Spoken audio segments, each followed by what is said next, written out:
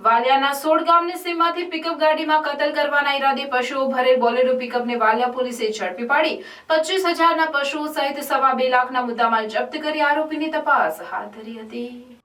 Police station વિસ્તારમાં સતત patrolling કરી શંકાસ્પદ ઇસમો ઉપર કાર્યવાહી કરવા જણાવેલ તે આધારે વાલિયા પોલીસ સ્ટાફ પેટ્રોલિંગમાં હતો। તે દરમિયાન બાતમી મળેલ કે 16 ગામની સીમમાં બોલેરો પિકઅપ ગાડી નંબર R104GB 1685માં વાછરડા ભરીને કતલખાને લઈ જવાની પેરવી ચાલી રહી છે। આ બાતમી મળતા પોલીસ કાફલાએ તાત્કાલિક 16 ગામની સીમમાં જઈ તપાસ કરતા બાતમી મુજબની બોલેરો પિકઅપ ગાડી મળી આવેલ, જેમાં તપાસ કરતા મૂંગા પશુઓ કાળા તથા રાતા રંગના 10 વાછરડા ખીચોખીચ ભરી દોરડા વડે બાંધી ગાડીના ફાળકા સાથે સ્પેશિયલ હૂંક બનાવી વાછરડાઓને ક્રૂરતાપૂર્વક ગળામાં તેમજ પગમાં બાંધેલ હતા।